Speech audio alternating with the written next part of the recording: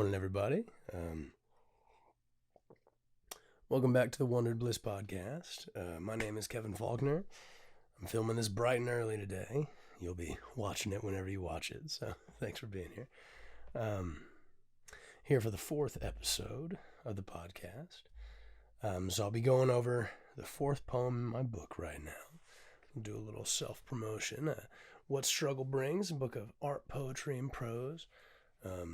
Everything in here all done entirely by me. It's my baby, my heart and soul, and everything that I wanted it to be. I'm very happy with how it turned out, so I'll post links, I'll post everything. Go get yourself a copy. You can follow along as we go through it throughout the podcast right now. But yeah, so I've done a little bit of preparation. I want most of these podcasts to be kind of free thought, stream of consciousness, so I don't want to prepare too much. It can kind of lead me in a bit of a rambling mess, but half of the fun is the exploration of thought to see where the mind might go. I don't know. It's my 2 cents on that. My intro is horrible right now. I don't know how to introduce myself on a podcast. I'm looking at a camera that's giving me 0 feedback, and I like having conversations with people. So monologues is not my favorite thing to do yet, but I'll get better. We'll be okay, I promise. But I guess I'll go ahead and get into it. I'll read my next poem here, and then we'll kind of break it down and see what needs to be said, right? It's an interesting topic. I think one that probably a lot of people will resonate with, so let's get into it. This poem is called Untethered. What's another fight? What's another morning woke to screaming? What's more war-torn shame and pride to a pair of young eyes? I didn't know what words to say. This time was just like any, but this time we parted ways, and then things changed forever. We packed our bags, moved out of state, and then everything felt different. Everything except our names. Even our souls were quivering. Sure, we still had a home but had no place, and although we went to church, no words could stop our fall from grace, and my whole world untethered. So that's a fun little one. We're in the dark section of my book. Haven't even gotten into the meat of it, but the book is broken up into 3 different sections: the dark, the haze, and the light. So these early episodes, they'll be a little heavier. They'll be a little heavier getting into the nitty-gritty of the darkness in my life. But there's a lot of value in those moments, I think. All of your struggles, all of your hardship, they're there for a reason. You learn the most from those situations. That is the truth. So in the end, they are a positive. Because if you've learned something, then you're in a good spot. You're more prepared for the future. If you've never gone through anything, you're kind of fucked. Anything can hurt you, you know? Drink my coffee a little bit. I'm still somewhat recovering from a sore throat, so my voice is still kind of giving out a little bit. But let's break it down. I decided to break it down by stanza this time. Might make it a little bit easier for me to focus. So the first thing, what's another fight? What's another morning woke to screaming? What's more war-torn shame and pride to a pair of young eyes? Now this here, what I'm talking about, obviously, is fighting in the home. I grew up a big family. There's 9 kids in my family. So a lot of different moving parts and pieces, lots of personalities, lots of people learning how to be humans. And that's an ongoing process, so I include my parents in that, right? But this is nothing exclusive to my family.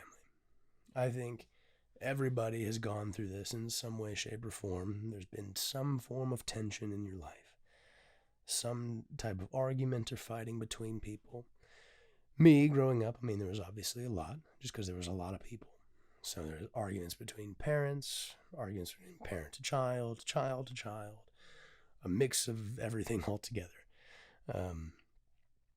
So it was fun. There's also a lot of love growing up, so I can't can't ignore that. But there was a lot of fighting. And just because everybody has dealt with this, just because this is a normal phenomenon, doesn't mean that it's easy. Fighting, screaming at the top of your lungs, all of the things that can entail. Won't get into too many details, right? But it's fucking difficult. Might be some of the hardest things that you ever deal with, because you're dealing with the most sour of emotions in people. You're dealing with their darkness, their fire that's burning within them, right? And it's all coming out in a fight. Fights usually extend far beyond the reason you're fighting. So things get brought up, new things spark. It goes back and forth. I'm sure you know what I'm talking about. It fucking sucks. It fucking sucks. It's difficult to deal with.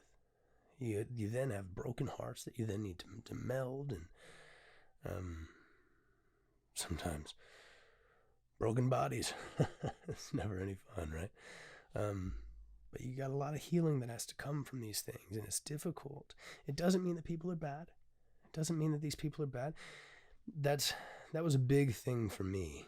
All of the different, because it wasn't just in my family that I've experienced fighting. I've had it with previous relationships, with friends, with random people that I came into contact with.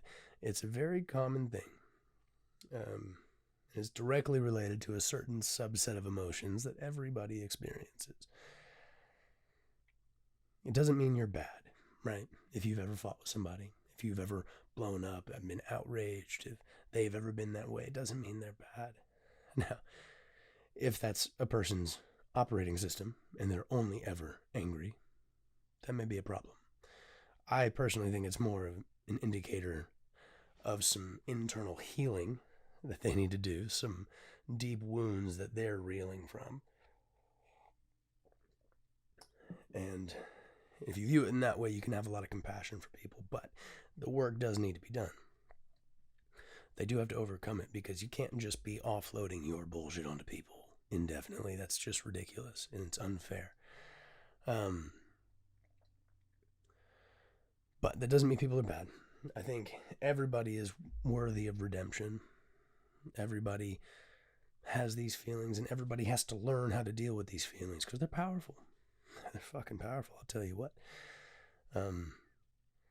Because, it's difficult enough to just be a person operating, trying to understand the feelings that I'm feeling. But then you have the clashing of souls, the clashing of expectations between two people. And it triggers everybody's insecurities. It triggers everybody's anxieties.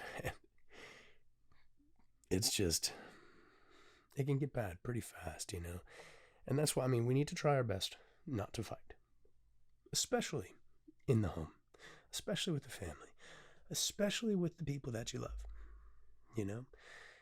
It's very often, and very true, the people that will hurt you the most in your life probably will be the people you love the most. And who love you the most. And that's confusing as fuck. Don't get me wrong. But, it is what it is. But we need to try our best, right, to maintain our tempers. They can be taken control of. It's difficult at times, but they can be. So if you're always flying off the handle, check yourself before you wreck yourself. You know what I'm saying? But we need to try our best, because it creates trauma in people's lives, especially if it's parents fighting and all of these things. Your kids are going to be catching the brunt of that. And they will be. It's an unfortunate truth, but they will be. So do what you can, right? And kind of leading into the next stanza here, it's like, I didn't know what words to say. This time was just like any, but this time we parted ways, and then things changed forever. And in this case, I'm talking about divorce. I'm talking about the end result of all of this fighting between my parents, between everybody in the house, all the tension that had been brewing for such a long time. It led to the family falling apart. It did. And that came with all kinds of trouble, right? The divorce rates are ridiculously high in this country, in the world. It's this type of thing. People have been engaging in marriage quite flippantly, and I've been viewing it quite callously. And I don't know, people run away and break ties. It's supposed to be a lifelong engagement. It's supposed to be until death do you part, right? We shouldn't really be getting divorced at all, right? I'm not saying never do it, but we need to be very careful about who you get married to. It's very important that you hold those things together, because the family is something that needs to be held together. Your kids need both of their parents. They need both. Of course they need both. They need more influences. I talked about this in a previous podcast episode. It takes a lot to raise a person, to develop a person. Just two parents alone isn't enough to really raise a person, but you need both. So we need to be doing everything we can to keep that under wraps, because we're extending our trauma onto our children when we get divorced. Of course we are. If you think you're not, fucking think again. Because it's happening. And it's incredibly sad. And your kids didn't do anything to deserve you two falling apart. And it's difficult. I know relationships are tough.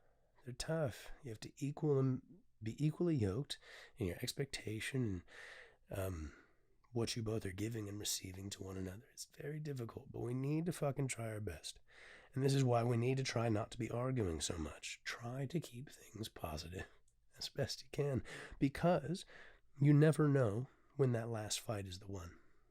You never know when things are now too much, too great, things have gone too far to come back from. You don't know when that point is. You may think you do, but eventually you just hit that point where either both of you or one of you is just fed up and done. So we need to be healing instead of separating from each other. I mean, on a societal level, this is the same thing, same principle when it comes to relationships, like romantic relationships, but also friendships, neighborly interactions, just with everybody. It's like we need to be trying to heal instead of just aggravating the issues indefinitely. And just letting things blow up, because obviously, look around you, look around the world. We've been going in this direction for quite some time. And has it been leading to anything positive? No. Fuck off if you think it has been, because I don't think you're looking with your eyes. Definitely not listening with your ears, right? The world is full of hate right now. Full of trauma and drama and bitter disgrace. And it's happening everywhere, So we need to try to avoid that as much as possible. Because the trauma that we experience extends beyond us. We hurt people, and the less we're hurting people, the less people will get hurt down the line, Because, as this poem kind of extends, it's kind of saying we packed our bags, moved out of state, and then everything felt different. Everything except our names. Even our souls were quivering. And my little notes here, that's kind of just a continuation of the same trauma. My parents got divorced and we ended up moving. So in my life, once again, we moved. Another time, I not only lost my father in this exchange, but I lost all of my friends again that I had. Moved to a whole new area, knew nobody. I'd fallen away from church and my religion, my faith, my sense of self and comfort. All of these things started just falling apart. And this could have all been avoided, right? I mean, personally, I think the way things do go, they were supposed to go differently, they would. So there is some truth. I mean, I think I was supposed to learn some of these lessons in my life. But I think we do have the responsibility to try to hold things together. I think that's part of the puzzle that is this life, right? Otherwise, we just snowball our trauma. And we end up causing more and more problems indefinitely that extends to every part and piece of our life. And I felt it in mine. I had to heal all kinds of different parts and pieces to get to the point where I am today. It would have been much easier had I not had to do that, right? Well, you know how it goes. But these things, I mean, everything falling apart, and I get into the next part, is like how we still had a home but had no place. And although we went to church, no words could stop our fall from grace, and my whole world untethered. These things, I mean, like, it's traumatic. There are so many things that can cause trauma. I think people throw the word trauma around probably a little bit too much. Someone cutting you in line or something at a store, that's not trauma, right?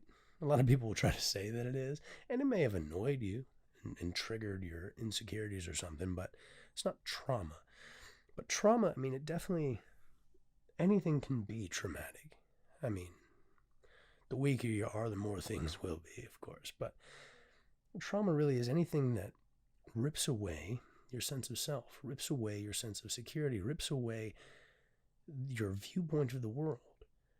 If you all of a sudden are being forced to look at the world entirely differently than you've ever looked at it before, yeah, that'll be traumatic. And anything can happen. I mean, let's say you get beat the fuck up by some people. Now you don't feel safe. Now you have to look at the world through a lens of the world is out to get me. Right? That's just one example. You get ripped and moved away. Now I can't get close to anybody because I know how bad it hurts to lose them, right? That's traumatic. So now I've built up this shield in me. And now I'm not letting anybody get close because I don't want to be hurt again. I've been there. I know how it is. And it's not pleasant. It's not pleasant, y'all. And all of this can be avoided. It seems like wishful thinking almost.